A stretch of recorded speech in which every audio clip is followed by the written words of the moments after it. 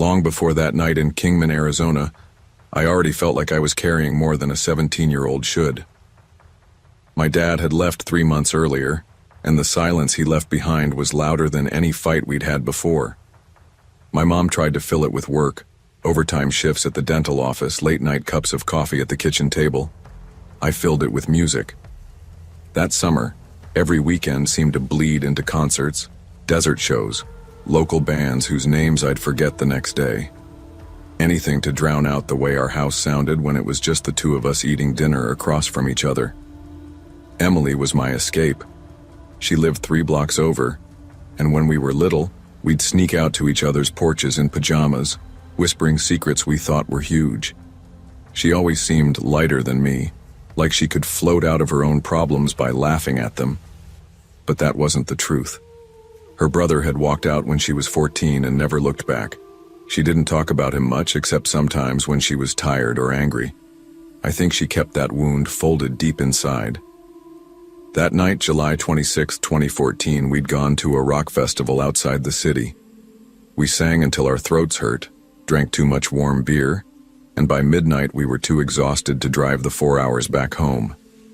Emily suggested we crash at the first place we found along Highway 93. The glowing sign of the Desert Star Motel came out of the dark like a beacon, buzzing pink and blue, half the letters flickering. It looked like something from an old postcard, only aged and tired. The lobby reeked of bleach, with a shadow of smoke underneath that bleach couldn't kill.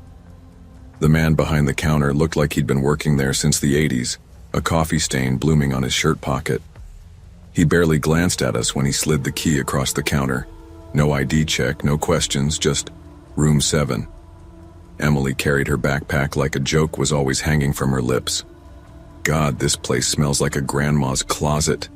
She laughed, flopping on the bed. The floral bedspread was stiff as cardboard. Don't say that, I muttered, tossing my shoes in the corner. My mom would freak out if she knew I stayed here. Then don't tell her, Emily grinned. She already thinks you're perfect. Perfect? The word caught in my throat. She thinks I'm the reason Dad left. Silence pressed down. Emily looked at the carpet, biting her lip. For a second I wished I could shove the words back inside me, but they hung there, ugly and raw. By 12:15 a.m., we were both restless. Emily grabbed the empty ice bucket and said she'd fill it. I stayed back, scrolling my phone, trying not to read my mom's last text again. Don't make the same mistakes I did. When the door banged open, Emily stood there pale as chalk, the bucket still empty, her hand trembling. Em? I sat up. What happened? Her voice cracked. We need to leave. Right now. What are you talking about? Her eyes darted toward the window like she expected something to appear. She stepped inside, shut the door behind her. There was a woman by the ice machine. She was... Emily's voice dropped. Her dress was covered in blood. She asked me if I'd seen her son, then she was just... gone. I laughed nervously, trying to shake it off. You're messing with me. Tell me you're messing with me. She shook her head hard. Do I look like I'm joking? I didn't answer. Because the truth was she didn't. I tried to convince myself Emily had been seeing things. We were tired, tipsy, the desert air thick with heat even past midnight. My brain wanted logic. Ghost stories belonged in movies, not at a motel with buzzing neon lights. But the way Emily's hands shook made my chest tighten. We can't just leave at 1 in the morning, I said, keeping my voice steady. It's not safe. Unsafe is staying here with that thing, Emily snapped back, pacing the room. You always run away, Em. That's why your brother left. You push people away. The words shot out before I could stop them. Her face hardened, eyes bright with angry tears. At least I don't pretend everything's fine, like you do with your parents. The air in the room felt heavy. Neither of us spoke for a long moment. Then a shadow passed the window. Both of us froze. The door rattled, but it wasn't someone trying to open it. Just the sound of footsteps outside. A key scraped in another lock. I peeked through the curtains. The clerk walked down the row of rooms carrying a thermos. He glanced our way, then gave a half smile, like he knew something. We tried to laugh it off, but when he came closer, he slowed and said, "You saw her, didn't you? The lady in the bloodstained dress?" My stomach dropped. Emily gasped. "That's why we don't rent out that wing anymore," he added calmly, then kept walking. "What the hell?" Emily whispered. I didn't answer. My phone slipped in my hand, the screen lighting my face. I thought about calling my mom, but what would I even say? "Hey Mom, Dad left. I'm drinking beer in the desert. And by the way, we saw a ghost at some roadside motel?" She'd never forgive me. We packed in silence. Every zip of the backpack sounded like a scream. Emily shoved her shoes on without tying them. My fingers shook too much to fit the key in the lock, so she yanked the door open herself. The air outside smelled like hot asphalt and cigarette smoke. The buzzing neon flickered against the parking lot, where beer cans rolled with the wind. We didn't look back as we threw our bags in the car. The headlights carved the darkness, cutting through the desert night. Neither of us spoke until Kingman faded in the rearview mirror. Back home, I couldn't shake it. I told myself we'd been tired, drunk, dramatic. But the look on Emily's face wasn't something I could file under imagination. And the clerk's words, like it was routine, gnawed at me. A few days later, I sat in my room scrolling on my laptop. I typed Desert Star Motel Kingman, Arizona murder into the search bar. The first articles were old, the font grainy like scanned newspapers. 1987. A woman and her young son checked into the Desert Star. They never checked out. Days later, the woman's body was found near the ice machine, stabbed multiple times. Her son's body was never recovered. I felt cold all over. I texted Emily the link. She didn't reply. The next day, when I asked about it in person, she shrugged, changed the subject. Her laughter sounded forced. Whenever I pushed, she'd get sharp. "I don't want to talk about it, but I noticed things." When we drove anywhere near Highway 93, Emily would turn her head, eyes locked on the horizon, refusing to glance at the motel's sign. We graduated the next spring. Life pulled us in different directions: college, jobs, breakups. But that night never left me. Sometimes, when the house was too quiet, I'd hear echoes of Emily's voice trembling. She was asking if I'd seen her son. When Dad called once, out of the blue, asking to meet for lunch, I nearly said no. But I thought about the woman at the motel, about her son never found, about Emily and her brother, gone without a goodbye.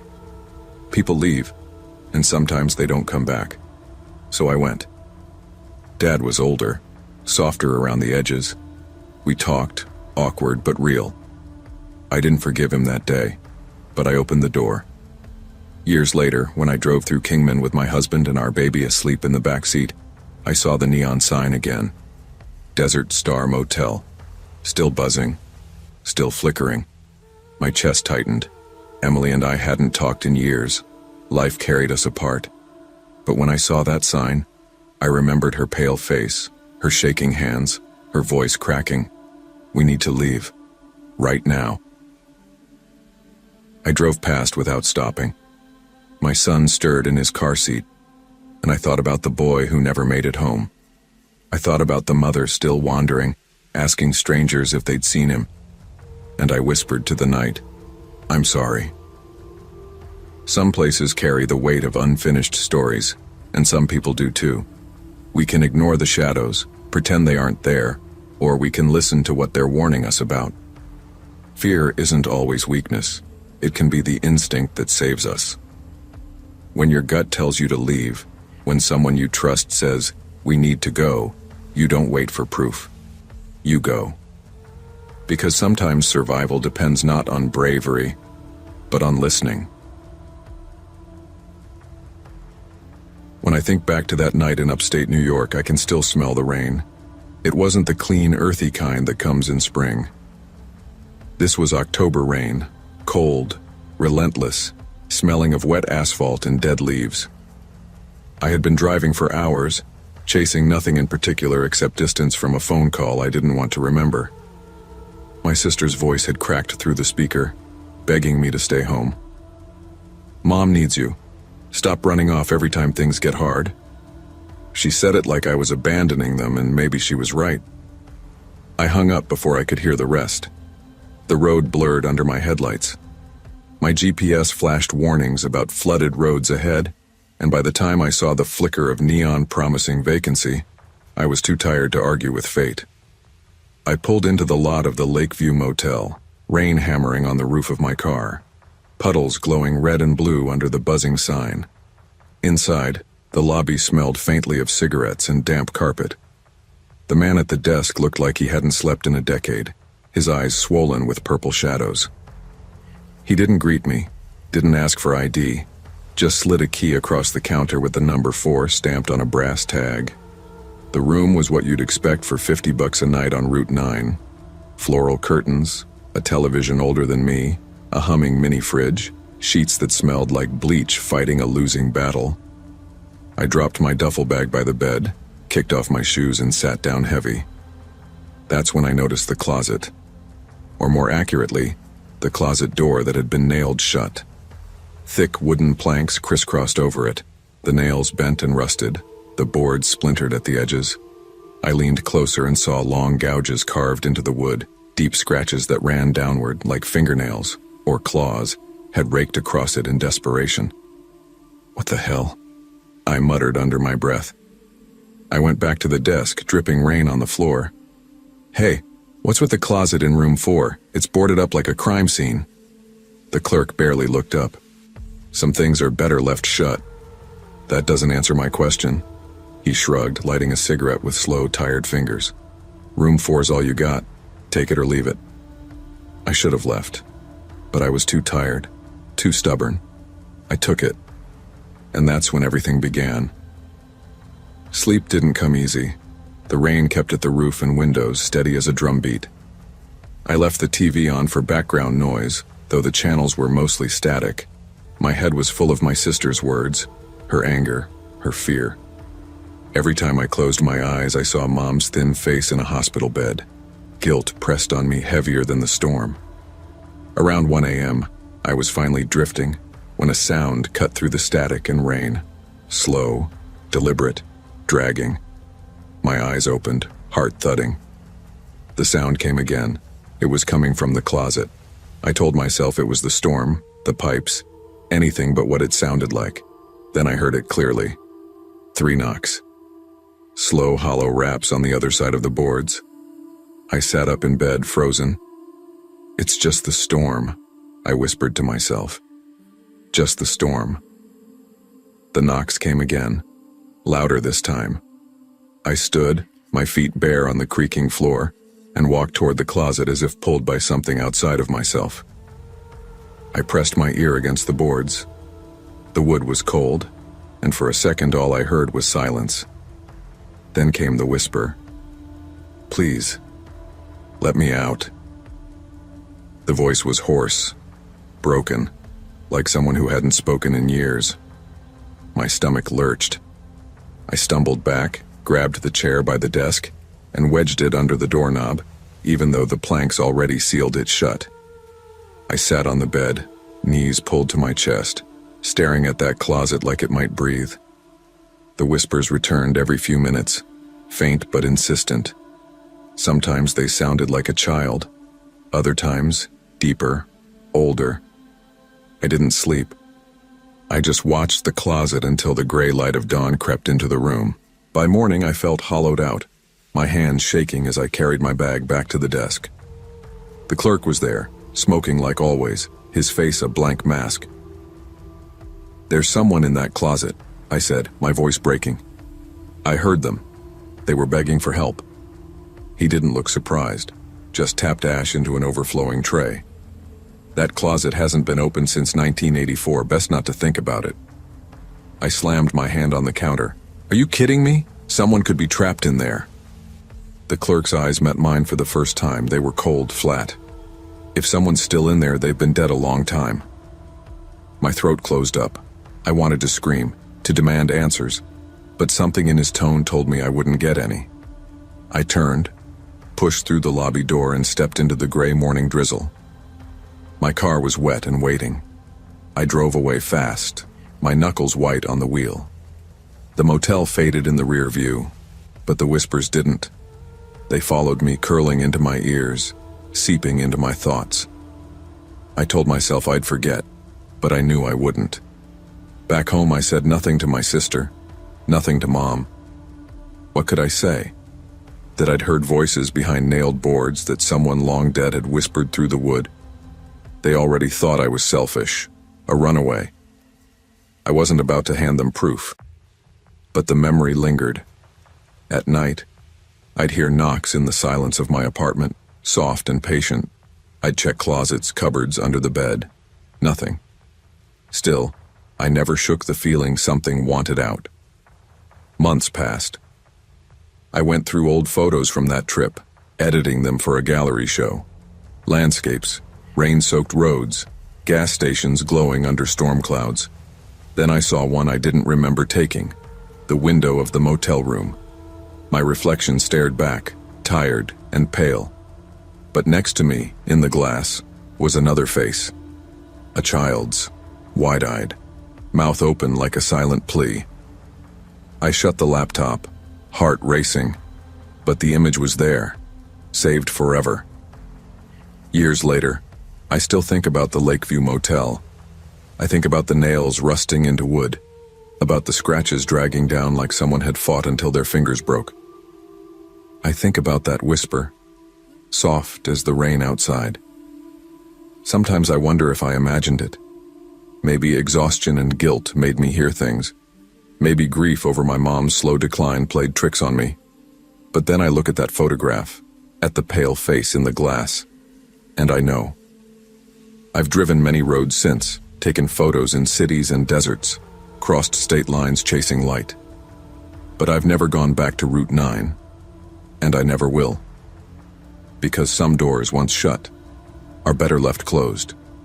There are things in life we will never understand, shadows we can't explain. Curiosity can be dangerous when it ignores warning. Not every door is meant to be opened, and not every voice calling for help is what it seems. Sometimes the most important choice is the one to walk away, and to leave the past buried where it belongs. I was 19 the winter I worked nights at the Silver Pines Motel, a squat 2-story building just outside Boise. The job wasn't something I wanted, it was something I needed. My father had been laid off from his job at the lumberyard that fall, and my mom worked part-time at a diner off the highway. Bills piled up fast, and when I suggested I'd quit to focus on community college classes, Mom looked me dead in the eye and said, "Someone has to keep the lights on." That someone was me. The motel sat at the edge of town, sandwiched between a shuttered gas station and a stretch of pine woods. Trucks rumbled by at all hours, their brakes screeching in the cold air. The neon sign flickered between silver and pines, buzzing like a swarm of bees. The building smelled faintly of gasoline from idling rigs, mixed with pine needles that collected at the base of the doorways. My nights were long. I sat behind a cracked laminate counter, the space lit by one buzzing fluorescent light. My company was a small black and white security monitor, showing the second-floor hallway in grainy footage. Most nights, nothing happened. A family from Oregon might check in, a trucker would grumble about needing a wake-up call, and then the place would fall silent. But after a few weeks, I noticed something strange on that monitor. A shape, a shadow pacing the second floor, always stopping in front of room 6. At first I thought it was a glitch in the feed, the kind of static that comes from old wiring. But it wasn't static. The figure moved, slow and deliberate. It never left the frame, never came down the stairs. It was only there when no one else was. I kept telling myself I was imagining it. I was 19, underslept, trying to juggle night shifts with early morning classes. My eyes weren't to be trusted. Still, the more I watched, the more I noticed patterns. The figure always appeared around midnight, always turned toward room 6, always stood so still it looked like the tape had frozen. I didn't tell my boss. He was the kind of man who ignored complaints and handed out paychecks like they were charity. I didn't tell my mom either. She'd just remind me we couldn't afford for me to quit. So I said nothing and kept watching, waiting for something to break the pattern. And eventually, something did. It was a Tuesday night when a man checked into room 6. Middle-aged, traveling alone, carrying a single black suitcase. He signed the guest book with a shaky hand. Daniel, I think his name was, though it blurred together later. His eyes darted around the lobby like he was nervous about being followed. I didn't ask questions, just handed him his key. Around midnight, the phone at the front desk rang. I picked it up, expecting it to be someone asking for extra towels.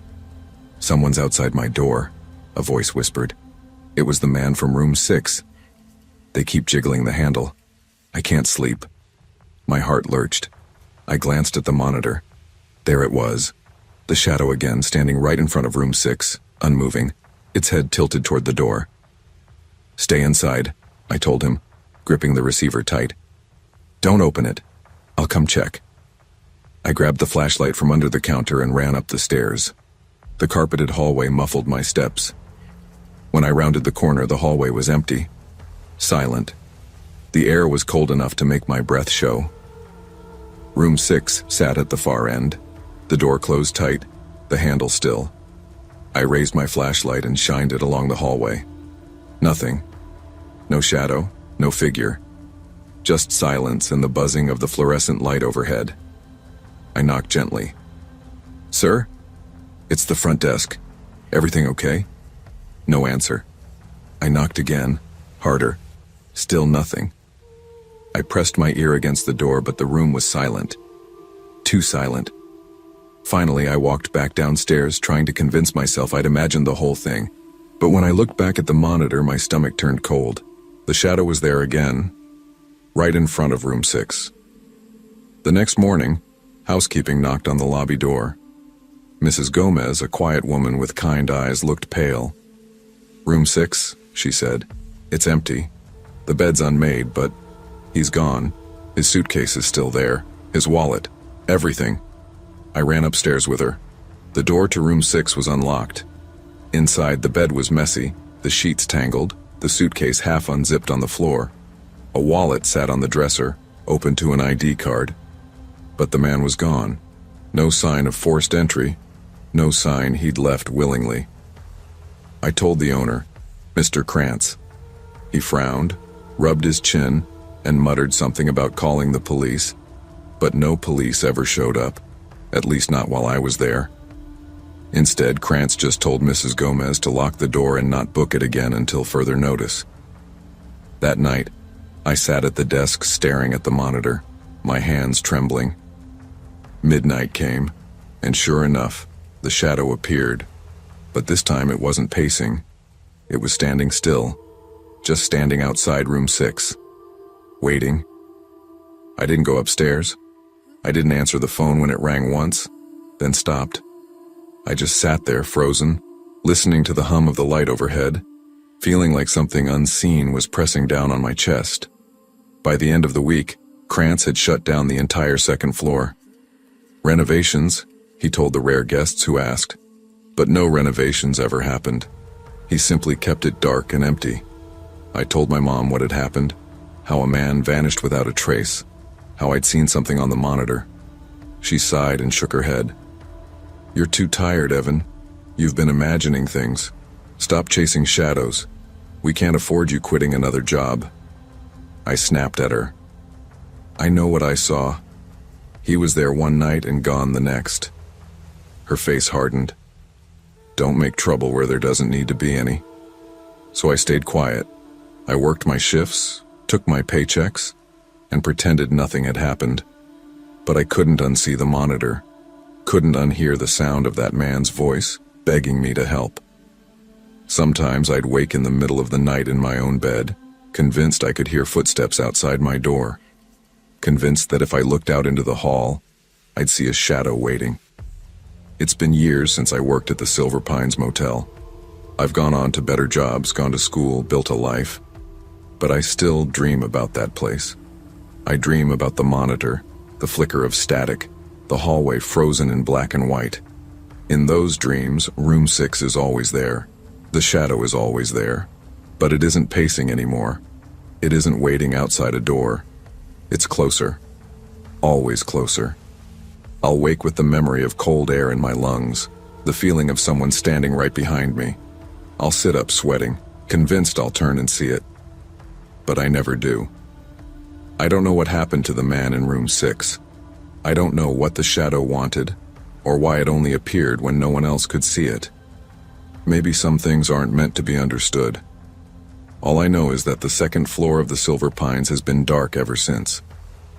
And some nights when I drive past the highway where the neon sign still flickers, I feel the urge to look, but I never do. Because I know if I see that monitor in my mind again, I'll also see the shadow standing right behind me. Sometimes the weight we carry isn't just from the living, but from the echoes of the lost. Ignoring what we can't explain doesn't make it vanish. It only buries it deeper inside us. Silence can be as haunting as truth, and if we choose not to face the shadows around us, they find a way to follow us home. Some trips don't begin as adventures. Some start as an escape, or maybe as a distraction from wounds that never quite heal. That was the case with mine. In the spring of 2002, I was 22, fresh out of college, and tangled up in emotions I didn't want to name. My boyfriend, Jason, had convinced me we should take a road trip. See the country, he said. Get away from everything. He didn't say it outright, but he wanted to pull me away from my family, the family I'd never stopped fighting with. We had just left my father's house in Spokane that afternoon. The visit had gone about as poorly as I expected. My dad and I hadn't spoken in years, and when we finally sat down together, old arguments rose back up like they'd been waiting in the air all along. Words cut deep, and when I stormed out, Jason followed, jaw tight, hands gripping the steering wheel harder than necessary once we were back on the road. By the time night fell, silence sat between us heavier than the luggage in the back seat. Neither of us wanted to break it. Highway 12 was long and empty, surrounded by dark pine forest. We passed a handful of motels, most of them with flickering neon signs, but Jason kept driving until we saw one with an actual vacancy sign glowing steady. The Evergreen Motel wasn't much to look at. 2 stories of chipped paint, peeling wallpaper visible through the lobby window, and a sign that leaned slightly like it was tired of standing. The parking lot was empty but for one pickup truck. I should have been uneasy, but all I felt was exhaustion. Inside, the lobby smelled faintly of burnt coffee and damp earth. A woman in a faded cardigan sat behind the desk, reading a newspaper under buzzing fluorescent lights. She hardly looked up as she slid us a key. Room 7. Jason muttered thanks, his voice rough from not speaking for hours. Our room was exactly what I expected. Floral curtains, an old box television with fake wood paneling, and sheets so thin I knew we'd be cold. Jason flicked on the TV to break the silence, flipping through channels until we landed on a sitcom rerun. Every channel worked except one. On that one, the screen was nothing but static, gray snow hissing faintly. Jason smirked, leaning against the dresser. Guess that's your premium channel. I snapped without meaning to. Not funny. Just leave it on something else. His smile faded. He changed the channel, but I caught a flicker of hurt in his expression. I didn't apologize. At the time, I was too tired to care. It was the rain that woke me. Light at first, just a tapping against the thin glass window, then heavier, drumming on the roof. I blinked in the dark, trying to get my bearings. Jason was snoring lightly beside me, the TV still glowing faintly at the foot of the bed. That's when I noticed the static. The sitcom had ended, but the TV hadn't shut off. Instead, the screen was filled with flickering gray snow, the kind that crawls and shifts like it's alive. I sat up, leaning closer, and my heart stuttered.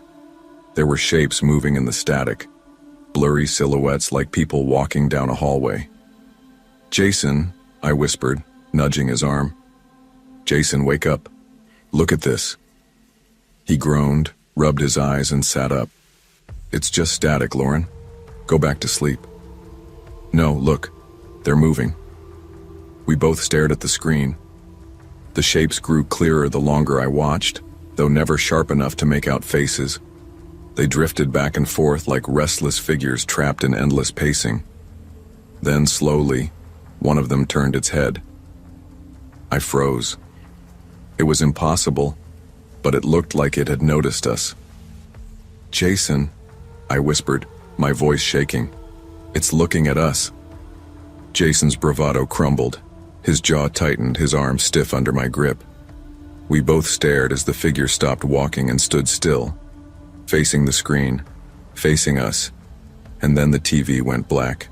The silence that followed was suffocating. Then, suddenly, the room phone rang, just once. A sharp, jarring ring that made us both jump. Jason reached for the receiver with a shaky hand. "Hello?" There was no voice, just static. A faint, hollow breathing woven into the hiss. He slammed it back down, his face pale. Neither of us said a word. We didn't sleep for the rest of the night. At dawn, we packed our bags in silence. Jason tried to act like nothing had happened, but I could see it in the way his hands shook when he zipped up his duffel. My own chest felt heavy, like I'd been carrying a weight I couldn't name. In the lobby, the same woman sat behind the desk, cardigan buttoned tight. Jason slapped the key onto the counter, his voice sharp. "What the hell is wrong with that TV?"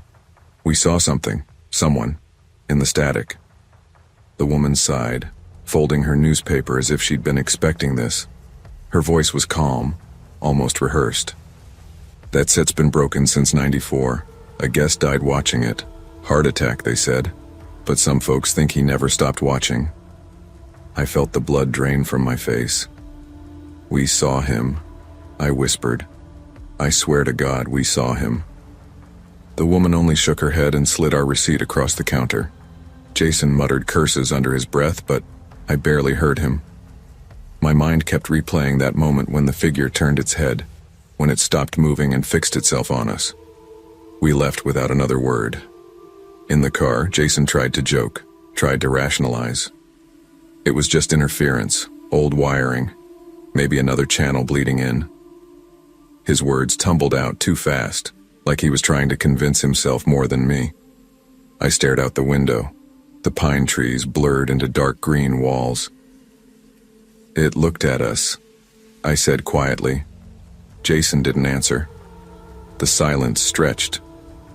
Weeks later, after we'd returned home and tried to resume normal life, I still couldn't shake it.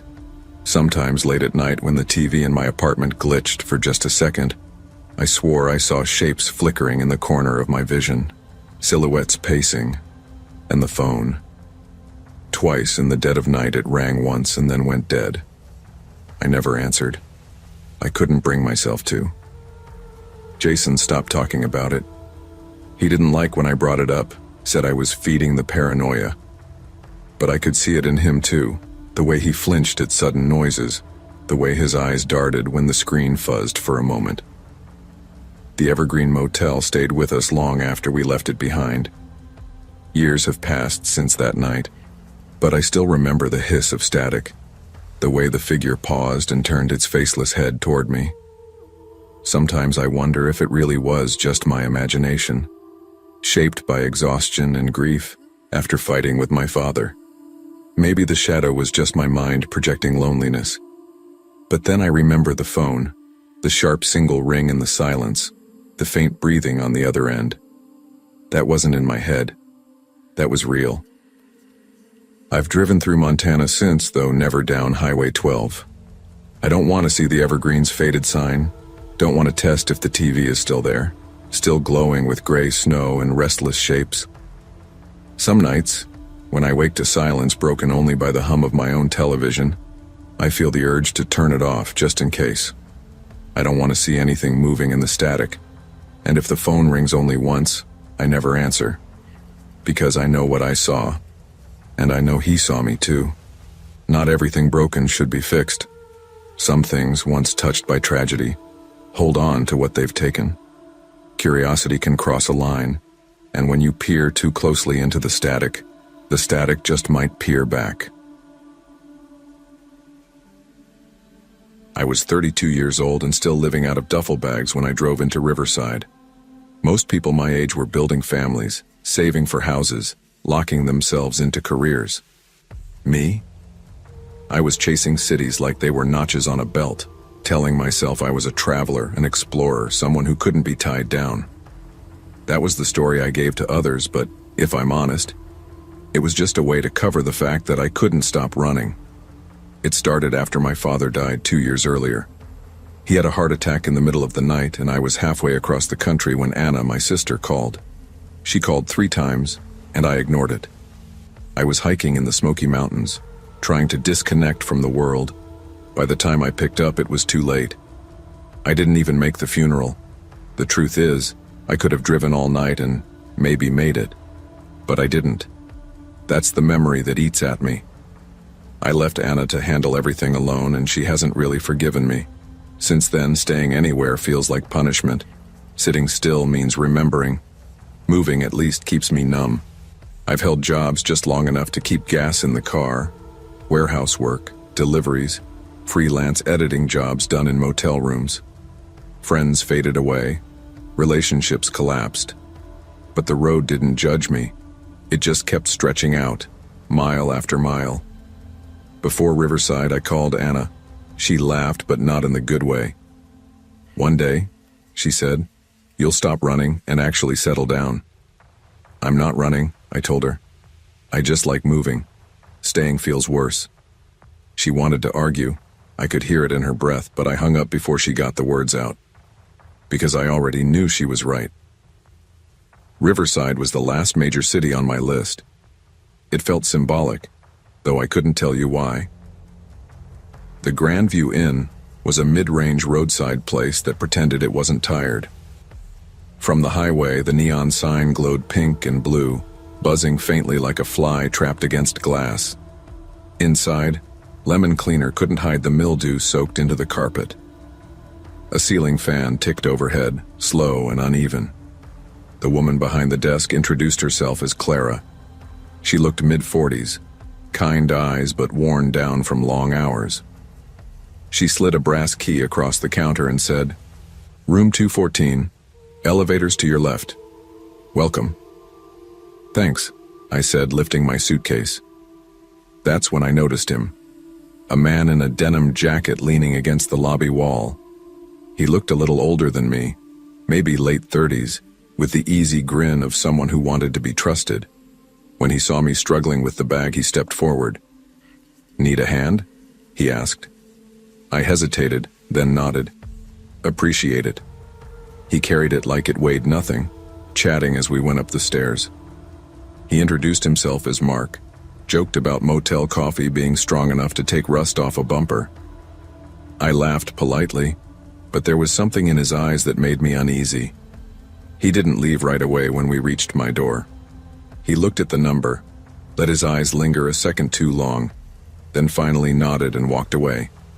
I unpacked, trying to shake it off. But a knock came 20 minutes later. Clara stood there. Her voice was low. "That man who helped you, he isn't a guest here. He hangs around sometimes. Please be careful." Her words landed like a weight. I thanked her, but my gut tightened. I told myself I'd forget it.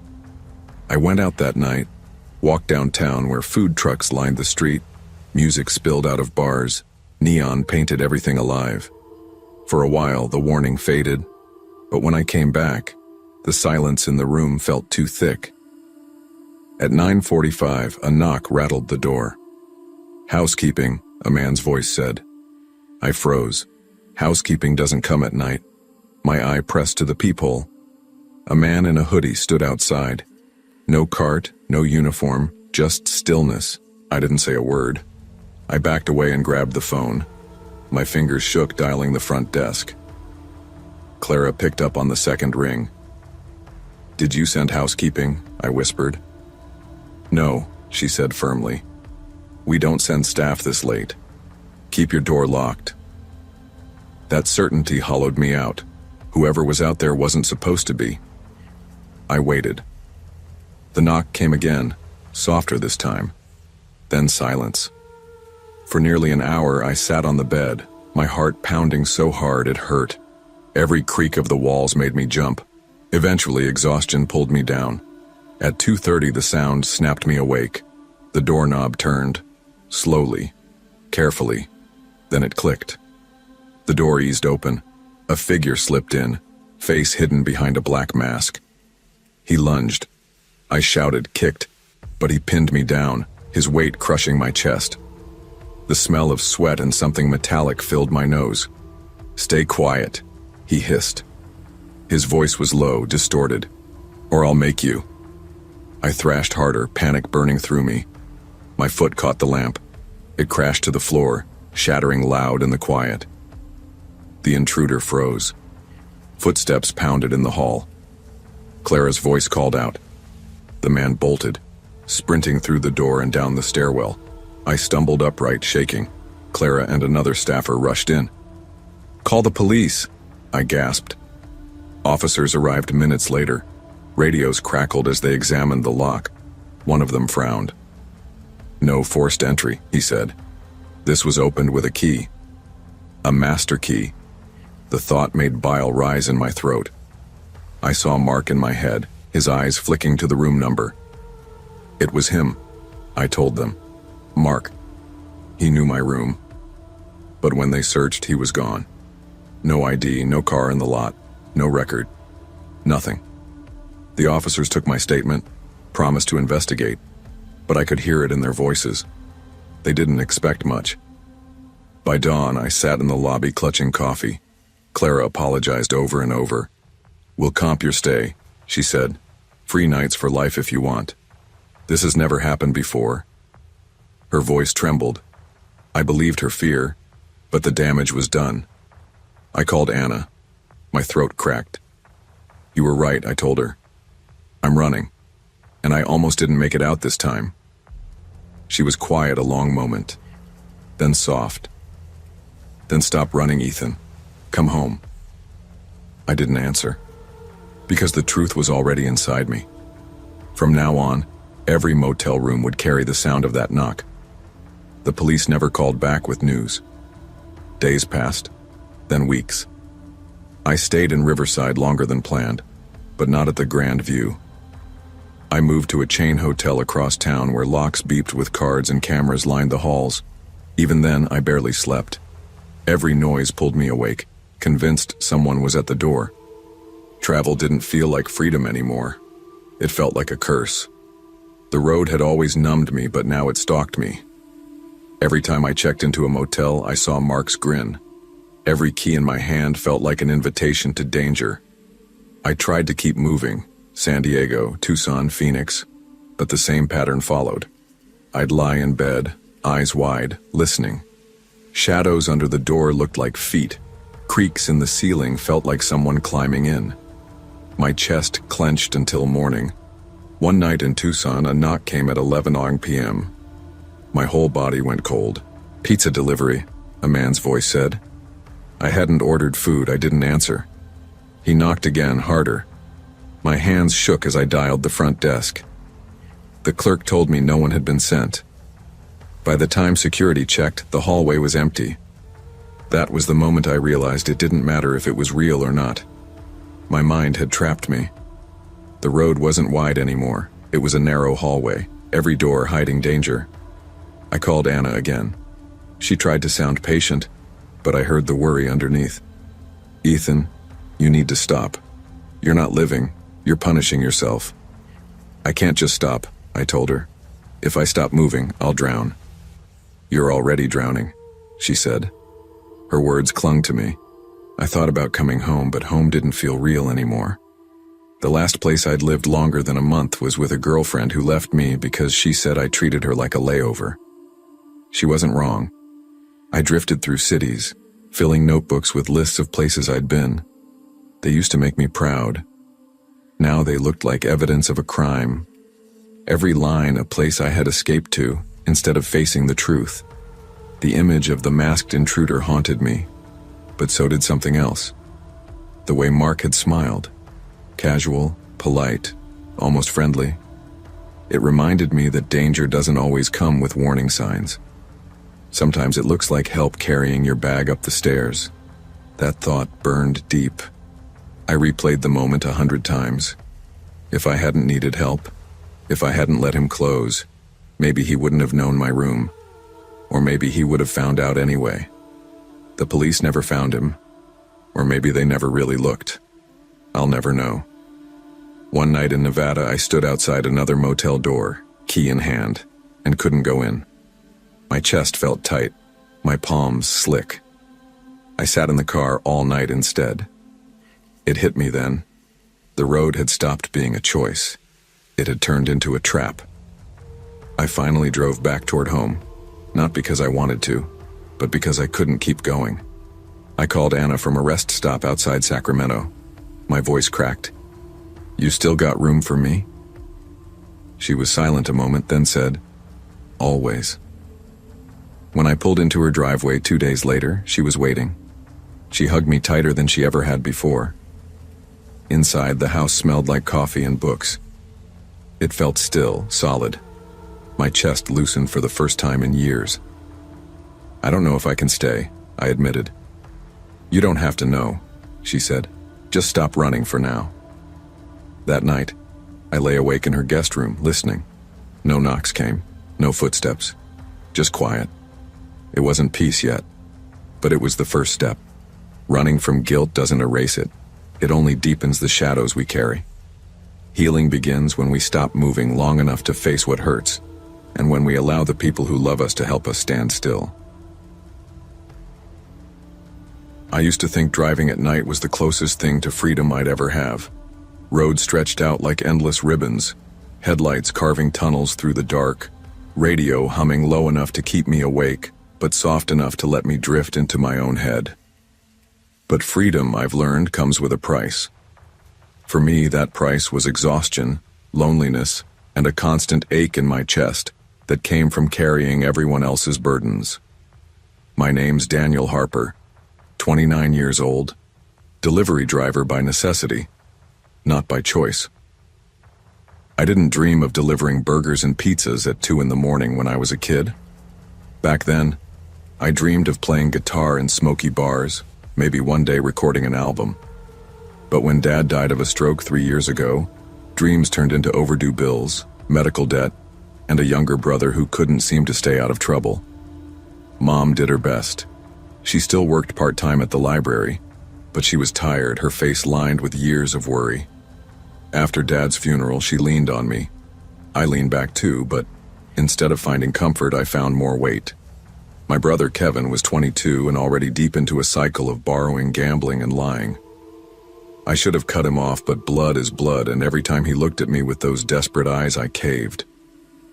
That's how I ended up taking a Friday night shift I wasn't supposed to work. Kevin needed money. Again. And I swapped with a coworker, figuring the overtime might keep the lights on at his apartment. Before I left the house, Mom called. She always called when she couldn't sleep. "Danny," she said, voice soft but sharp at the edges, "you're never home anymore. Your brother's not your responsibility." I sighed, rubbing my face. "Somebody has to step up, Mom. Dad's gone, bills don't pay themselves." "But at what cost? You look more like a stranger in this house than a son." Her words stung because they were true. I didn't feel like her son anymore. I felt like a ghost passing through, always tired, always rushing to the next stop. But I told her what I always told her, that it'd get better, that I just needed time.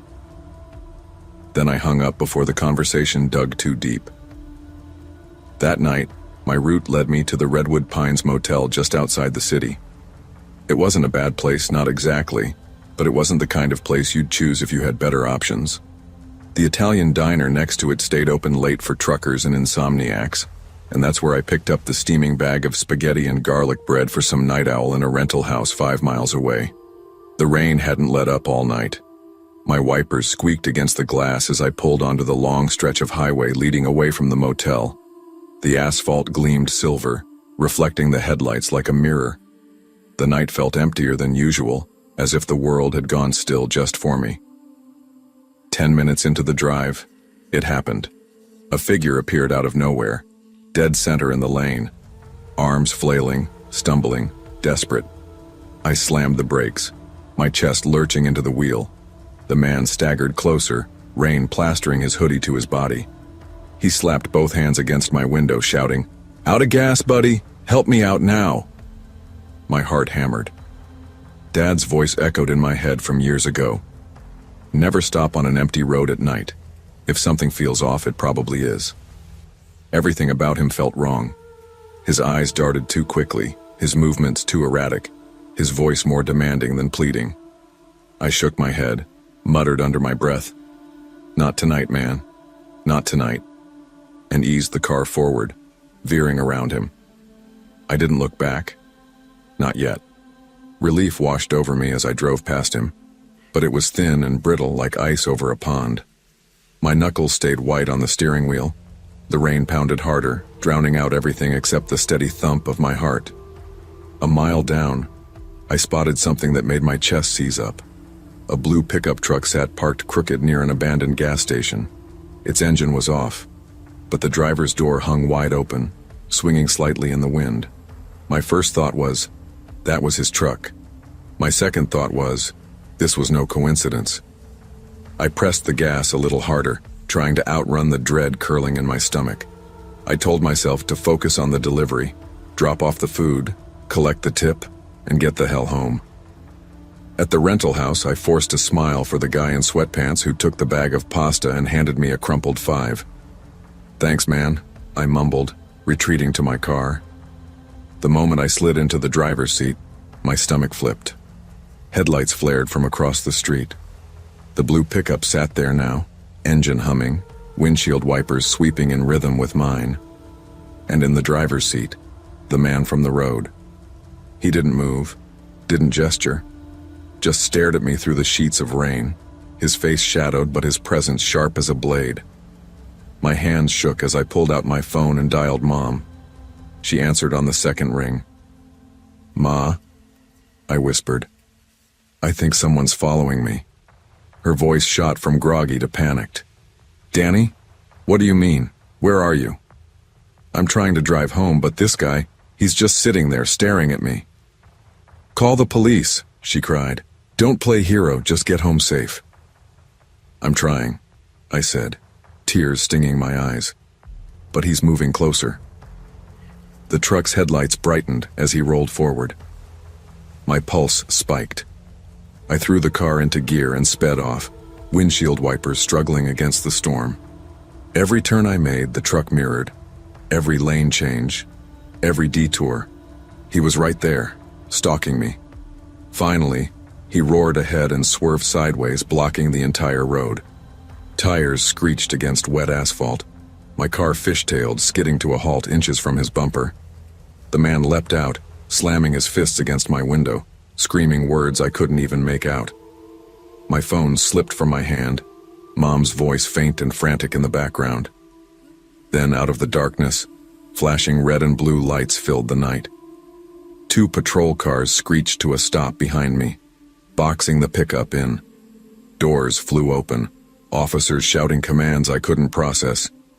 The man froze, then bolted, trying to climb back into his truck. Within seconds, he was wrestled to the ground, his face pressed into the slick pavement, wrists cuffed tight. I sat trembling, glass shards on my lap where he'd slammed his fist hard enough to crack the window.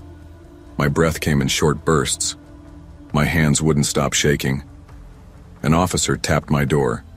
"Sir? You okay?" I nodded, though I wasn't. Not by a long shot. The night blurred after that. Reports were taken, questions asked. They searched the man's truck and found rope, duct tape, alcohol, and a pair of handcuffs.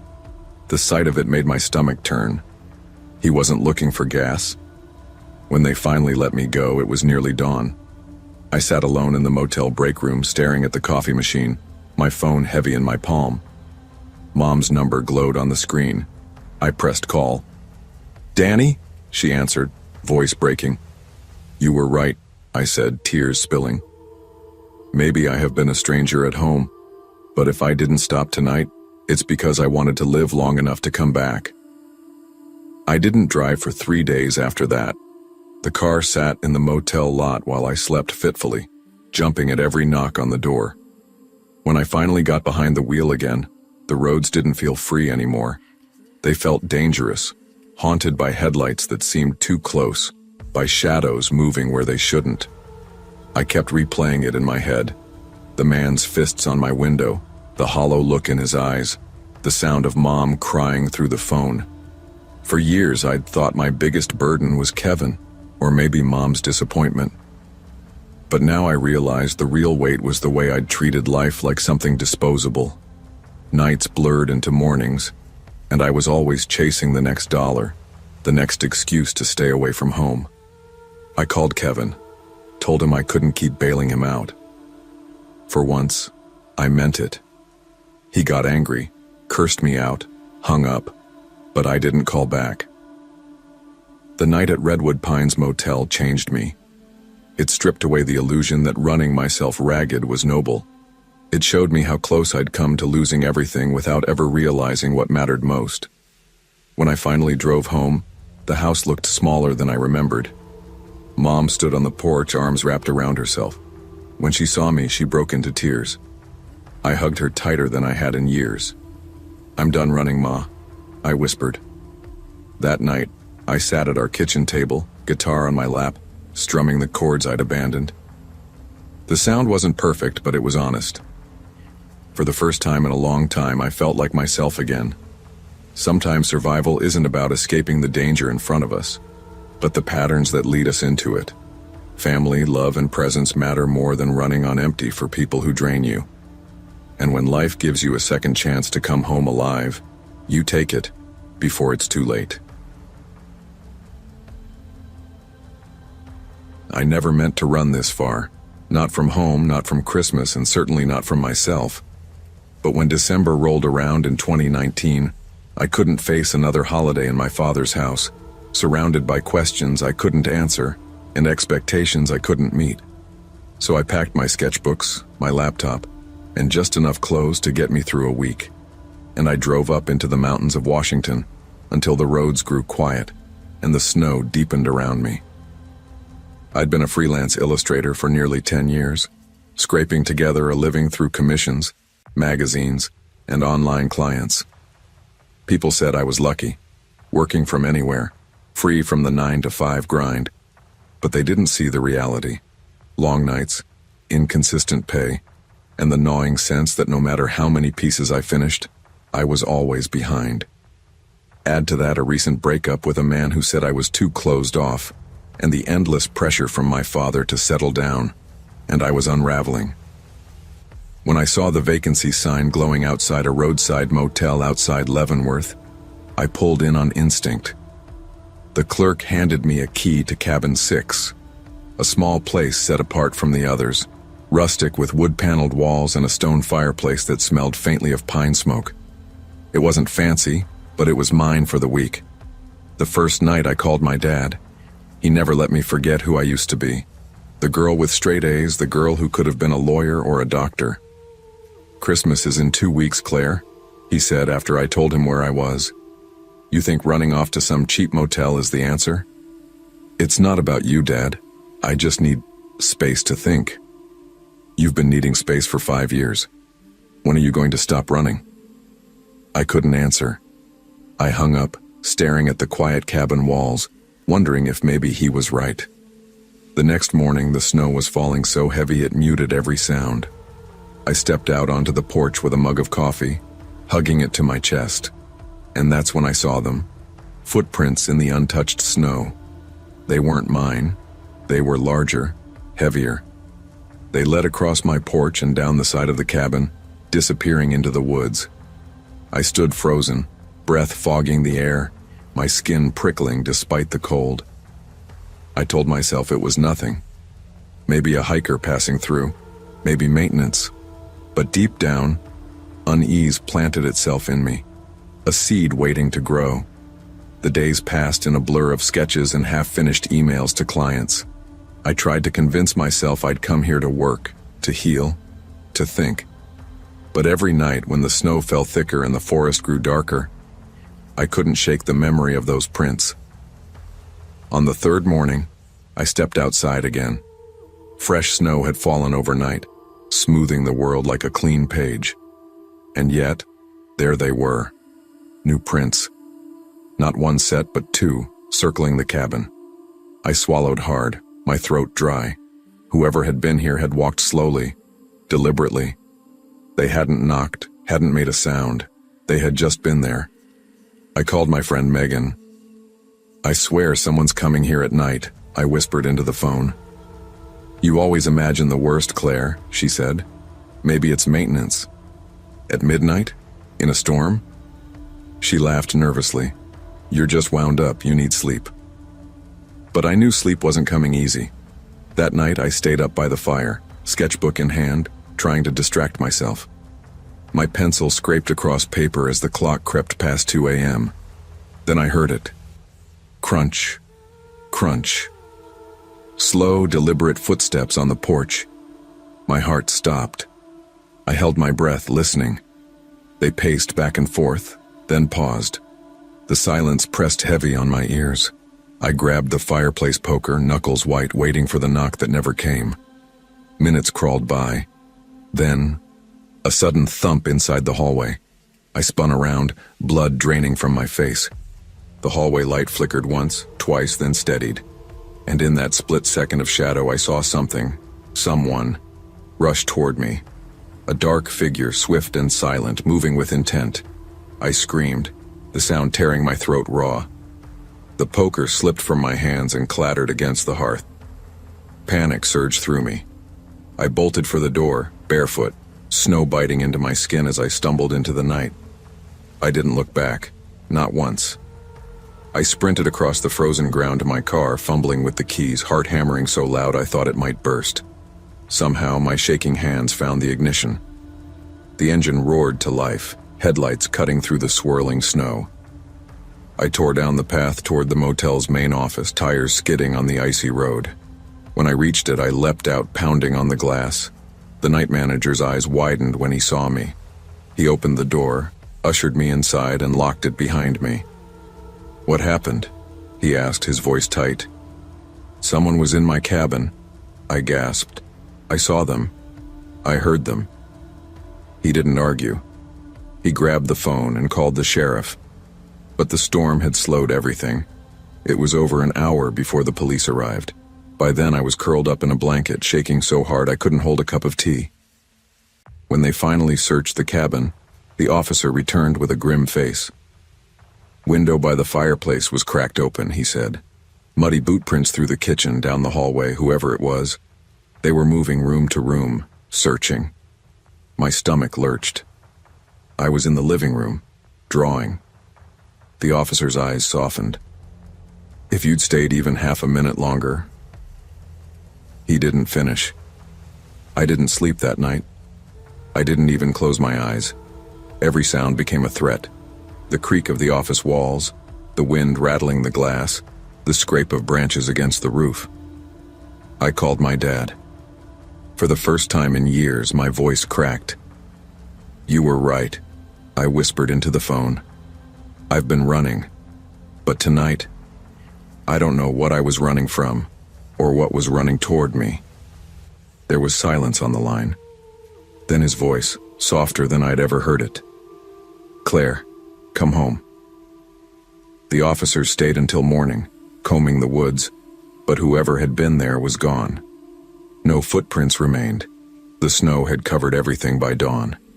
It was as if the figure had vanished into the storm, leaving only the memory of their presence behind. I checked out of the motel that afternoon. The clerk offered another cabin, said they'd refund my stay, but I couldn't. I couldn't step foot back in that room. The road back to the city felt endless, but at least it was moving me away from the cabin, from the silence, from the footprints circling in the snow. Weeks passed, but the memory didn't fade. At night, I'd wake to the imagined sound of footsteps outside my window. Sometimes I'd dream of snow crunching beneath boots, of shadows slipping between trees. I went home for Christmas. For the first time in years, I sat across the table from my father, his eyes searching mine. We didn't talk about the fight. We didn't talk about the cabin. But when he squeezed my hand, I let him. I realized then that running hadn't given me peace. It had only left me exposed, alone, vulnerable, and blind to the dangers I couldn't face on my own. The cabin stood empty after that night, the manager told me later. They couldn't rent it out again. Too many people said it felt wrong. But for me, the memory lives on in a different way. It isn't just fear anymore. It's a reminder, a warning. Because sometimes the thing you're running from isn't your family or your past. Sometimes it's something darker, something that waits for you in the quiet places where no one can hear you scream. Running from life doesn't protect you. It only isolates you, leaving you vulnerable to dangers you never imagined. Facing the people who love you, even with all their flaws, is often safer than facing the silence of the world alone.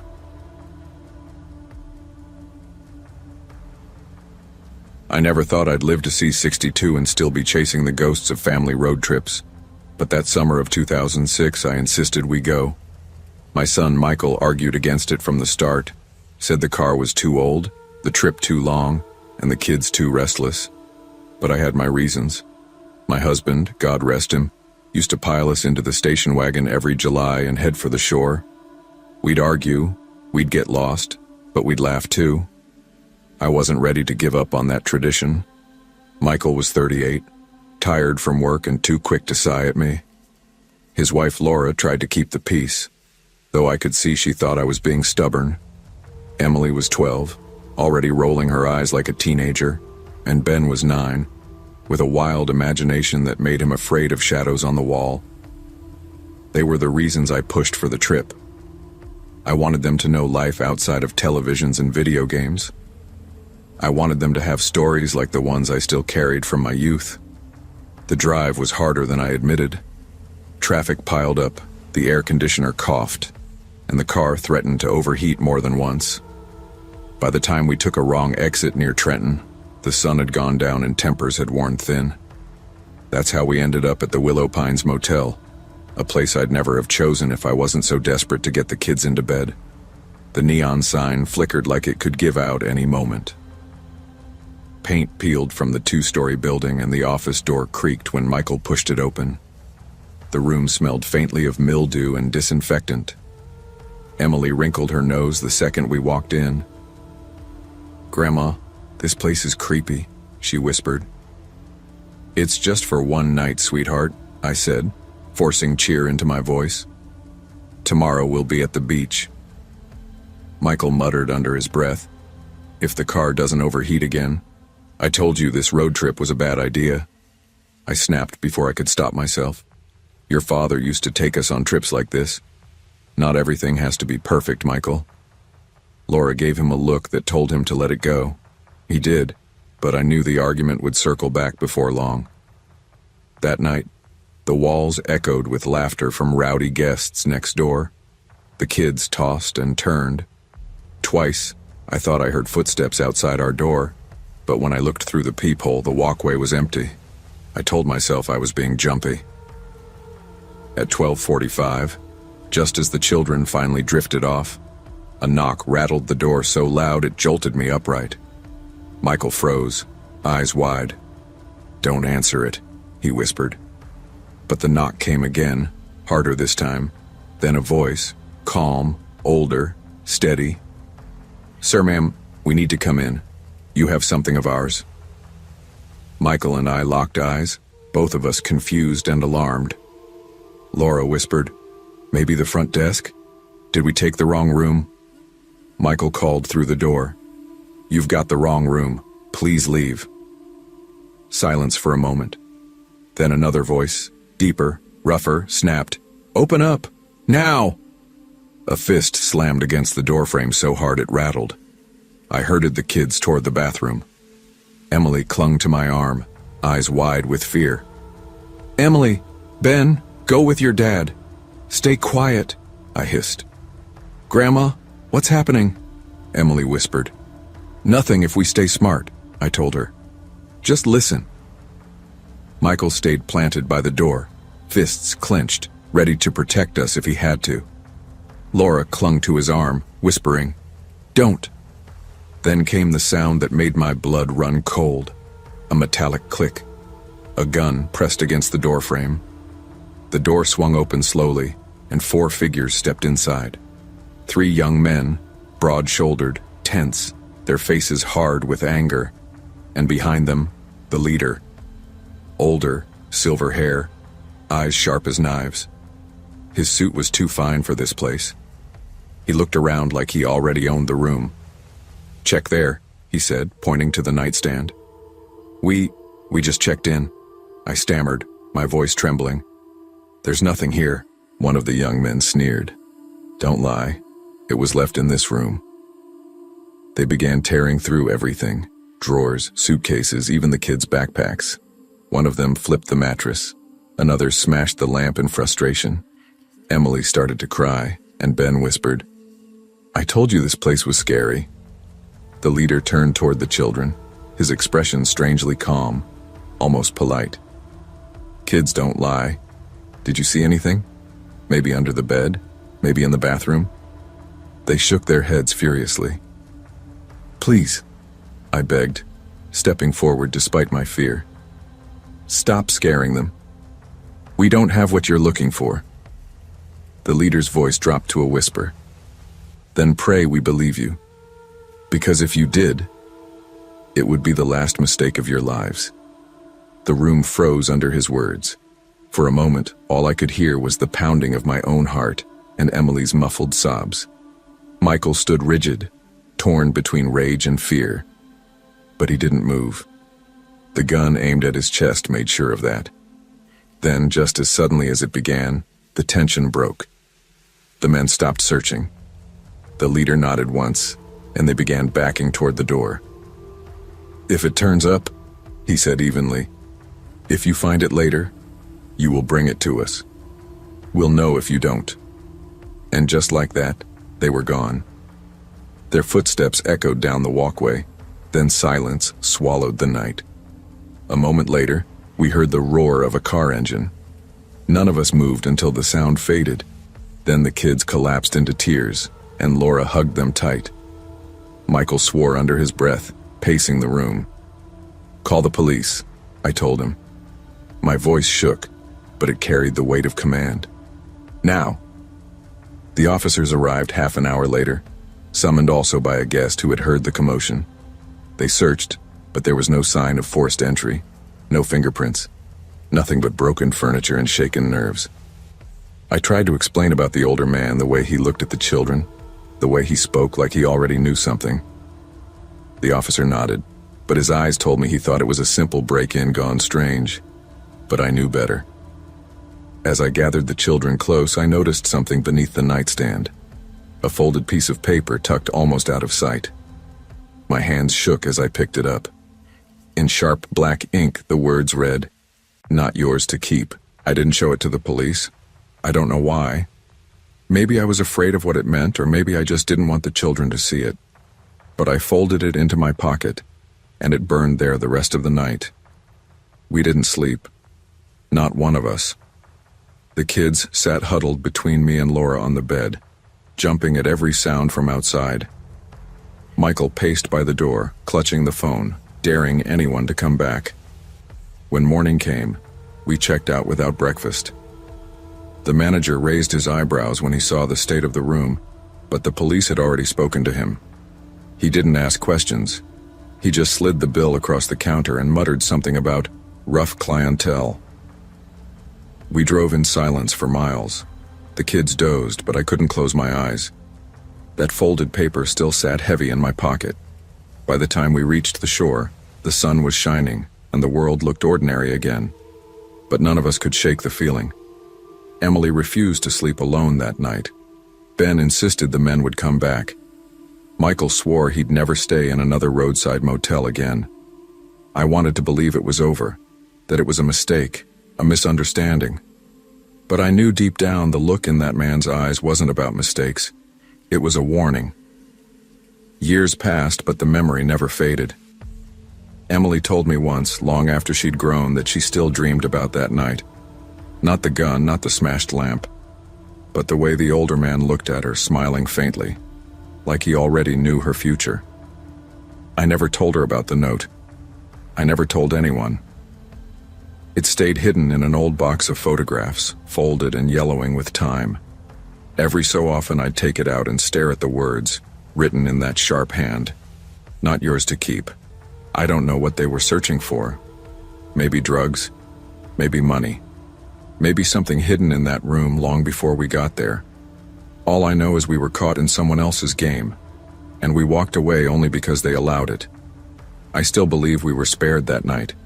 For reasons I'll never understand, they left us alive. And that thought has haunted me more than anything else. Life has a way of reminding us how fragile our safety really is. We spend so much time worrying about the little things, traffic, arguments, imperfect plans, when danger often hides in the unexpected places, waiting without warning. The lesson I carry from that night is simple. Hold tight to the people you love, because in the end, they are the only thing worth protecting when everything else falls apart. I used to think paranoia was a curse. My wife, Hannah, said it was my worst quality. Sophie, our 14-year-old, called it my dad's superpower. Lily, who was only 10, didn't understand it at all.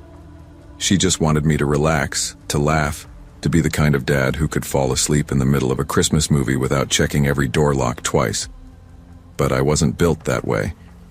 I work in IT, and when you spend 15 years digging through security breaches, phishing scams, and broken firewalls, you stop believing in accidents.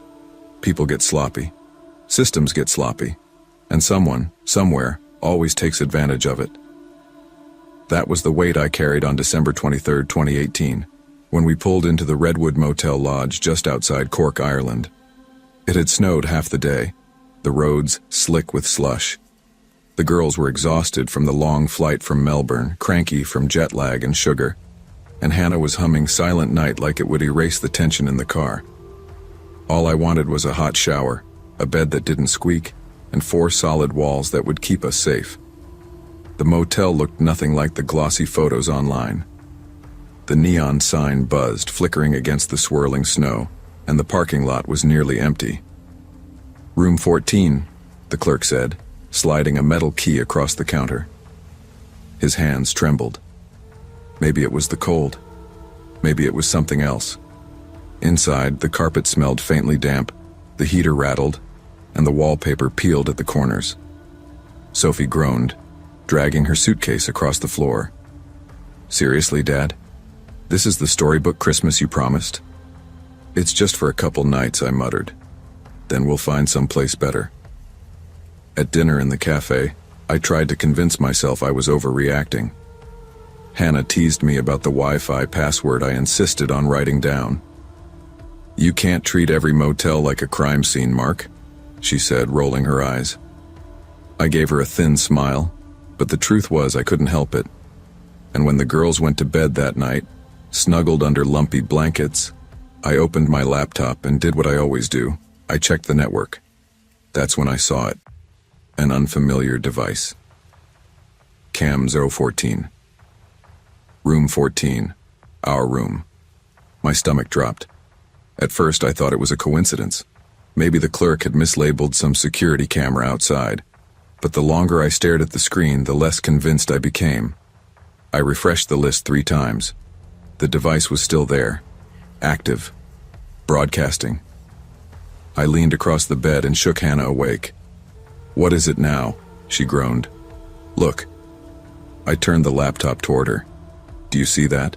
Cam 014, that's our room number." She rubbed her eyes. "Mark, it's nothing. Some router, I don't know. You're going to ruin this whole trip. Or protect you from something you don't want to see," I snapped. That got her attention.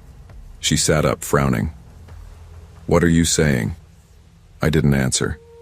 I was already scanning the ceiling, the corners, the air vents. Something felt off. My eyes landed on the smoke detector above the bed where the girls slept. A faint red light blinked from inside. I climbed on a chair, my hands trembling. Hannah whispered urgently, "Mark, what are you doing? You'll wake them up." But I didn't care. I unscrewed the cover, and my heart seized. Nestled inside was a small black camera, no bigger than a matchbox. A tiny lens pointed down at the bed. "Oh my God," Hannah breathed. They were watching the girls. I yanked it out, nearly crushing it in my hand. My pulse hammered so hard it felt like my chest might split. I grabbed my phone and started recording everything. Evidence. At the front desk, I slammed the device on the counter. The clerk's pale face drained even further. I don't know what this is, sir," he stammered. "Maybe another guest left it." "Mounted into the ceiling?" I barked. "Don't insult me." He looked around nervously, lowering his voice. "The manager, he won't want trouble." A chill ran through me. Trouble. That one word told me everything I needed to know. We should have left right then. My gut screamed at me to pack up, load the car, and drive until dawn. But Hannah froze, shaking, and the girls stirred when they saw our bags. "What's happening?" Sophie asked, her voice tight. "Nothing you need to worry about," I lied, stuffing clothes into a suitcase. "Dad?" Lily whimpered. "Why are we leaving?" I forced calm into my voice. "Because this place isn't safe. That's all you need to know." We carried the bags out into the freezing night, our breath puffing in clouds. That's when I saw him, a man standing by the stairwell smoking. He didn't move, didn't speak, just watched. When our eyes met, he flicked his cigarette into the snow and disappeared into the shadows. Hannah clutched my arm. "Mark, please, let's just go." I nodded, but my hands shook as I loaded the trunk. When I slid behind the wheel, I glanced in the rearview mirror. A van idled at the far end of the lot, headlights off. I started the car. Snow crunched under the tires as we pulled out. The girls huddled in the back, whispering. My heart thudded with every mile. But after only a few minutes, I saw headlights appear behind us. The van, closing in. "Dad?" Sophie whispered. "They're following us." "Just hold on," I said, my voice tighter than I wanted it to be. "I've got this." The road twisted through dark woods, the snow thickening. The van's beams cut through the rear window, closer and closer. Hannah tried calling the police, but the signal dropped, the phone screen blank. Panic clawed at me. I pressed the accelerator, the tires slipping on ice. For 10 minutes, the van stayed glued to us.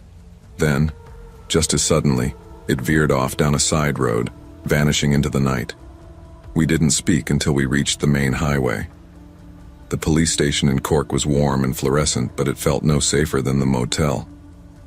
An officer with tired eyes listened to my story, nodding slowly. I showed him the camera, the footage I'd taken on my phone. He sighed, rubbing his temples. "Sir, these cases take time. You'd be surprised how often it happens." "How often?" I demanded. "Often enough," he said quietly. "Tourists, cheap motels, hidden cameras. Sometimes it's the staff, sometimes not. But proving who put it there, that's the hard part." I wanted to slam my fists against the desk. Instead, I thanked him through clenched teeth and walked out. Back at a chain hotel near the airport, the girls refused to sleep. Sophie sat cross-legged, flashlight in hand, scanning every corner. Lily cried herself out and finally dozed off beside Hannah. When Hannah slipped into the bathroom, Sophie leaned toward me. "Dad, what if they find us again?" I pulled her close. "They won't. Not as long as I'm here." But in truth, I didn't know. My paranoia was no longer a joke, no longer a burden. It had kept us alive, and it would change us forever. Months passed before the nightmares faded. Back in Melbourne, the girls checked every smoke detector in every hotel we stayed in. Lily slept with her light on. Hannah avoided talking about it, but I saw it in her eyes whenever we traveled. Her trust had cracked. As for me, I checked everything twice now.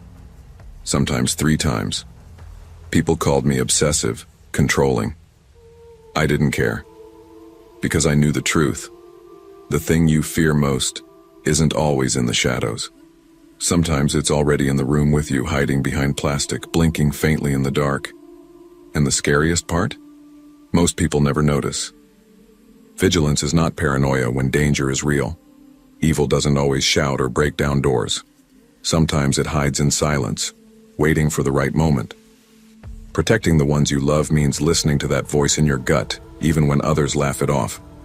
Because safety isn't about ignoring fear, it's about respecting it. I never thought I'd be the kind of woman who checked into a roadside motel in the middle of nowhere, but life has a way of humbling you. In March of 2015, I was 32, stuck between a broken engagement and the kind of silence that presses in on you like heavy fog.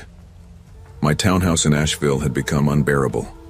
Every corner was haunted by my ex-fiancé's belongings, his leather jacket still on the hook, his shoes by the door, the faint smell of his cologne clinging to the couch cushions.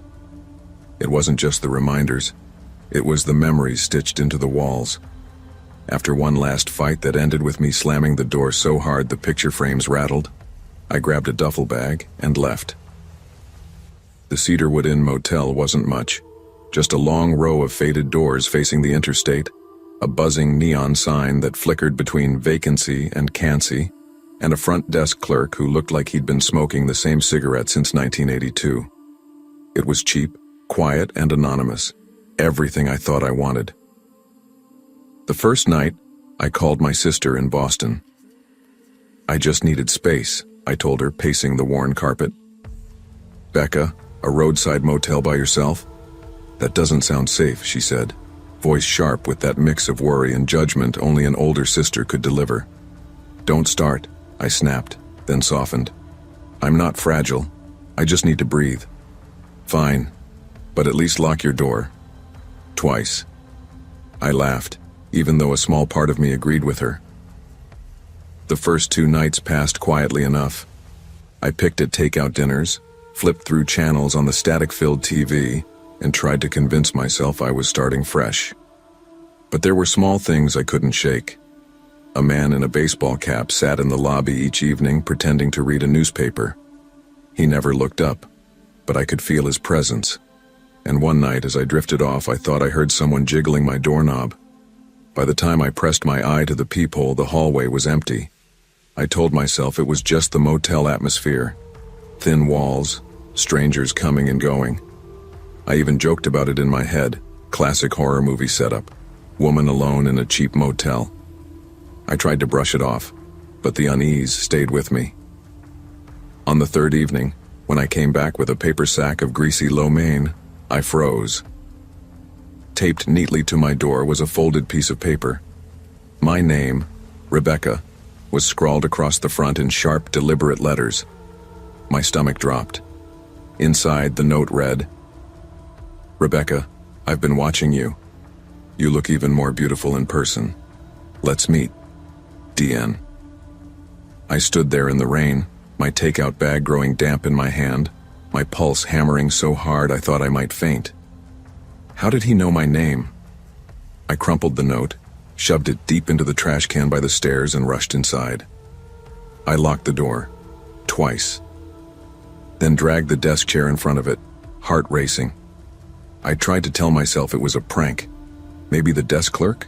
Maybe some drunk kids messing around? But when I crawled into the squeaky motel bed that night, the neon light bleeding through the curtains, I couldn't shake the feeling that someone out there knew exactly who I was. The next morning, the sky was still gray and spitting rain. I tried to shake off the dread, convincing myself it had been a fluke. People played jokes. People were weird. I wasn't about to let one note push me back into my old life. But that evening, when I returned from a grocery run, another note was taped to my door. This one was written in jagged, angry script. You ignored me. That was rude. Don't make me come inside. DN. I stood frozen, keys digging into my palm. My mouth went dry. I looked down the long stretch of doors, but the walkway was empty. The buzzing of the vacancy sign sounded louder than it ever had. Hands shaking, I yanked the note down and went inside. I sat on the bed, staring at it, wondering if I should call the police. Finally, I called my sister again. Someone left another note, I said, voice trembling. What do you mean, another note? I found one yesterday. This is the second. Becca, call the police right now. And say what? That some creep wrote me a letter? They'll laugh me out of the station. You're not safe there. Her words lodged deep, but pride held me back. I didn't want to be the kind of woman who ran at the first sign of trouble. That night I stuffed towels under the door, triple-checked the locks, and left the TV blaring to drown out every creak. Around midnight, while brushing my teeth, I heard a dull thump behind the shower curtain. My heart lurched. I yanked it open. Nothing. Later, half asleep, I swore I heard breathing near the balcony door. I scrambled up, turned on every light, and found the lock undone. I knew I had locked it. The next morning, my phone charger was gone. I tore apart the room before spotting it hours later, lying on the balcony floor, perfectly coiled, as if someone had placed it there deliberately. I went to the front desk, slammed the note down, and demanded answers. "Has anyone been near my room?" I asked the clerk, a thin man with watery eyes. He shook his head too quickly. "No, ma'am, nobody." "Then how does someone know my name?" He avoided my gaze. "Maybe. The reservation list isn't private. People see it." "Someone broke into my room," I snapped. "That's not just seeing a list." He mumbled an apology and disappeared into the back. I left, fuming, my skin crawling. I wanted to believe it was just paranoia. But the notes, the lock, the charger, they weren't accidents. Someone was playing with me. That night I left every light on. The shadows on the curtain seemed to breathe. I kept telling myself to leave, to check out, to go anywhere else. But I stayed. Part of me was too stubborn. Part of me wanted to catch whoever was doing this. And part of me was too afraid to walk out into the dark parking lot alone. By the fourth night, my nerves were frayed to threads. Every sound made me flinch. The hum of the heater, the footsteps of strangers on the walkway outside, even the rattle of the ice machine down the hall. I slept in fits, clutching my phone like a lifeline. It was 2:30 in the morning when I woke to the slow creak of the closet door opening. My breath caught. The room was dark except for the flicker of neon leaking through the curtains. I sat up slowly, straining to hear. A shadow moved across the wall. Panic surged through me. I grabbed my phone and slipped off the bed, heart pounding so loud I thought whoever was in the room could hear it. My fingers shook as I dialed 911. 911, what's your emergency? I whispered. Someone's in my room. Cedarwood Inn, room 203. Are you in a safe place right now? I crept toward the door. I'm trying to get out. The dispatcher's voice was calm, steady, pulling me along. Stay on the line. Walk quietly. Officers are on their way. I eased the deadbolt back, wincing at the tiny click, and slipped into the hallway barefoot. The cold air stung my skin, but I didn't stop until I reached my car. I crouched behind it, whispering, "He's inside. I know he's inside." Those 12 minutes waiting for the police stretched into an eternity. Every headlight on the interstate made me jump. Every rustle of wind felt like footsteps. When the patrol car finally pulled in, lights flashing, I nearly sobbed with relief. 2 officers went into the room while I stood shivering by the car. Minutes later, one of them emerged, face grim. "He's not here," he said, but the balcony door was open, and he hesitated. We found footprints, muddy, from the shower across the carpet to the closet. My stomach lurched. I clutched the car door to steady myself. "He was hiding in there," the officer said softly. "Waiting." The words hollowed me out. I'd been right. Every instinct, every chill, every second of unease. It had been real. I spent the rest of the night at the police station, wrapped in a thin blanket, answering the same questions over and over. Did I see his face? Did I hear his voice? Did I recognize the handwriting? No, I kept repeating. No. Just the notes. Just the man in the lobby. Baseball cap, pretending to read the paper. They nodded, scribbled things down, but I could tell from their faces they didn't expect much. He was gone. Slipped away like smoke. By morning, I was too exhausted to cry. The motel refunded the rest of my stay. The police promised extra patrols in the area, but I knew they couldn't guard me forever. I checked into a chain hotel downtown. Bright lights, security cameras, keycard elevators. For the first time in days, I felt like I could breathe. But even there, the paranoia followed me. Every knock on a door, every stranger in the hallway, every creak of the floorboards made me jump. A week later, I got a call. The police had reviewed surveillance footage from the motel. There he was, the man in the baseball cap. He wasn't reading the paper, he was watching me, following me with his eyes every time I crossed the lobby. But the tape ended there. He had checked in under a fake name, paid cash, no trace of him since. I remembered his face vaguely, like a dream you can't quite catch. Familiar in a way that made my skin crawl. I couldn't place it. A stranger, and yet not. Months passed, but the fear didn't. I moved into a new apartment, one with deadbolts and security cameras, but the habit stuck. I checked every lock twice. I opened closets before bed. I never left my balcony door unlocked, not even for a minute. Friends told me I was overreacting. He didn't hurt you, they said. He's gone. You're fine. But they didn't understand. It wasn't the violence that haunted me. It was the silence, the waiting, the knowledge that someone had been inches away, close enough to touch me, and I hadn't even known until it was almost too late. Sometimes in the dead of night, I swear I still hear it. The faint creak of a closet door opening in the dark. And I lie there, frozen, listening, praying it's only memory. I've always hated the open road at night. It goes back to when I was 13, the night my father was killed on Highway 64. He had been driving home from a late shift, hit by a drunk driver who drifted across the yellow lines. They told me it was quick, that he never had a chance to even hit the brakes. But for me, the image of headlights exploding across the dark has lived in my chest ever since. A wound that never fully healed. Even after 16 years, I can't drive a lonely road without glancing into the rearview mirror more often than the speedometer. That's part of why I found myself at the Highland Rest Motel on that November night in 2011. I had driven down from Nashville to see my mother in a little town outside of Chattanooga. She'd been sickly lately, thinner, her voice tired, her laugh quieter. She tried to hide it, but I saw through her. My brother called from Denver once a week, but it was me who made the drive, me who sat at her table while she pushed food around her plate. When I left her house that evening, the sky opened up. Sheets of rain hammered the windshield, wipers fighting a losing battle. My plan had been to make it all the way home, but the truth was exhaustion pressed against me heavier than the storm.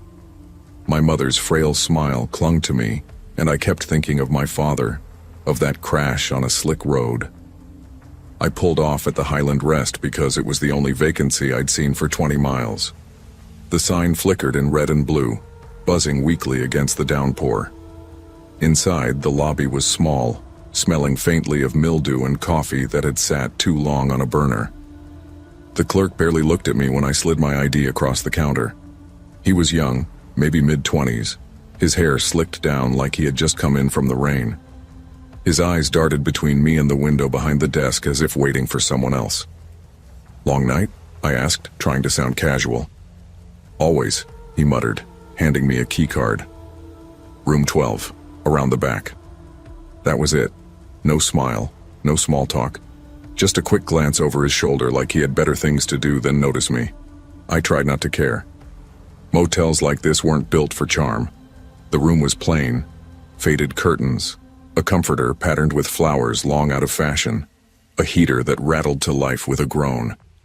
I called my brother before bed to let him know I was safe. "You and those scary stories," he teased. "It's just a motel, Rach." "You weren't there when Mom called crying," I snapped. "You didn't see her barely able to stand at the stove. Don't make jokes." His voice softened. Okay. Just be careful. And don't drive tired." I promised I wouldn't. But the truth was, I lay awake for hours listening to the heater clank and the rain fade to silence. I thought about my father, about headlights cutting across the night. When I finally drifted off, my sleep was shallow, uneasy. The next morning, I loaded my bag into the car. That's when I saw it. The SUV. Black, tinted windows, engine humming low. It sat at the far end of the lot, away from the other cars. I hadn't noticed it the night before, but I couldn't shake the feeling it had been there, watching. The SUV wasn't unusual on its own. People travel, people park. But the way it idled bothered me. The exhaust puffed faintly in the cold air, but no one got out. No door cracked open. Just the hum of an engine, steady as a heartbeat. I caught a glimpse of movement behind the glass, a shadow that leaned forward, then back again. My stomach tightened.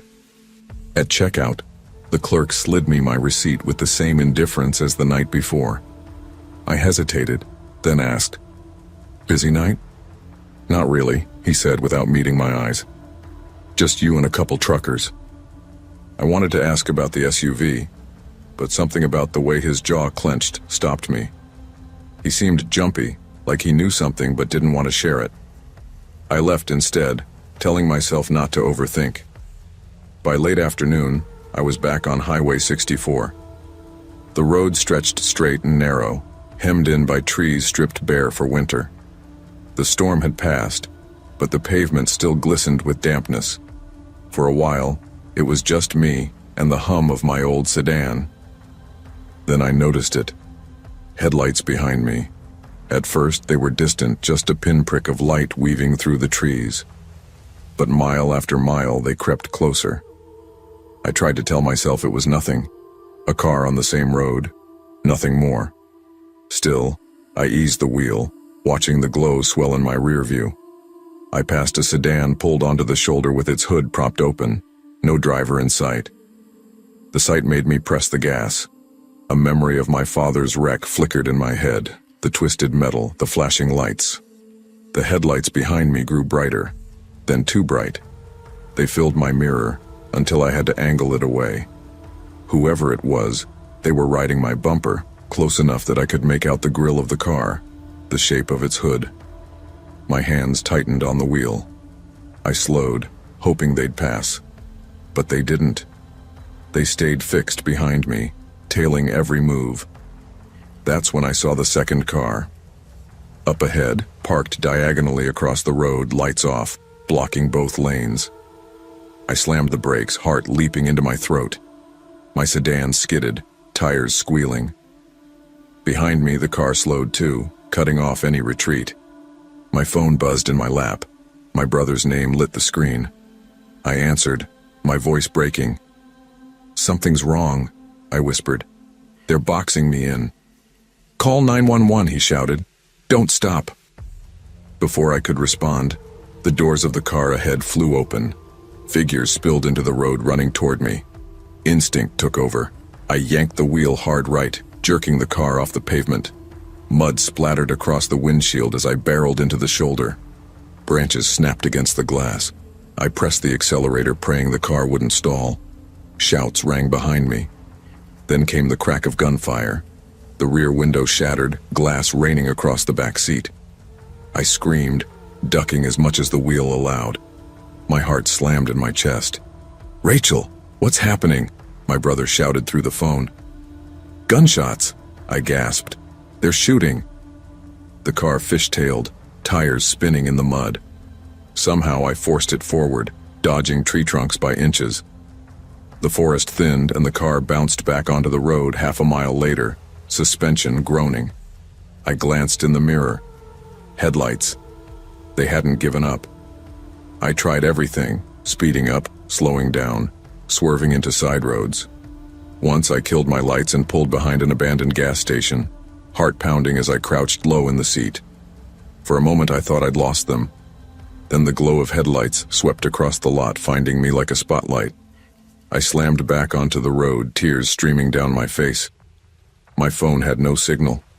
I was alone, trapped in a nightmare of asphalt and trees. On a narrow bridge, one of the cars pulled alongside. A window rolled down. I saw the silhouette of a man, his arm lifting. Something glinted in the moonlight. I swerved hard, the car screeching against the guardrail. Sparks flew. My shoulder slammed into the door. "Why me?" I screamed out loud. "What do you want?" No answer, just the shadow of the man aiming at me again. The roads blurred together, a tangle of curves and long, empty stretches. I had no idea how long the chase lasted. Minutes felt like hours. Every bend felt like the last. Then, by some miracle, my phone lit up with a single bar of service. I dialed 911, my voice cracking. "Please, help me. Highway 64, near mile marker 42. They're chasing me, shooting at me." The dispatcher's voice was calm but urgent. "Stay on the line. Officers are on the way. Can you keep driving?" "Yes." My words broke into a sob. "I don't know how much longer."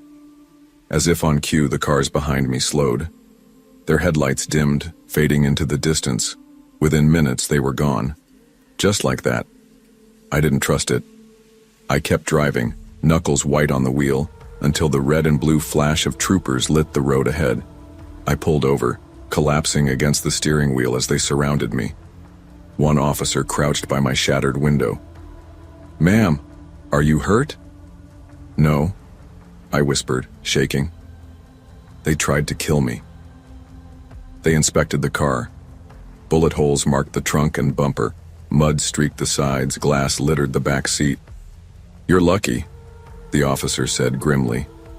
"Most folks don't make it out when they're boxed in like that." Lucky. That word stuck with me as they escorted me to the patrol car. Lucky to be alive. Lucky to have outrun them. But why me? Out of all the cars on that road, why had they chosen mine? I couldn't answer that question, not then, not years later. The police never found the vehicles. No witnesses came forward.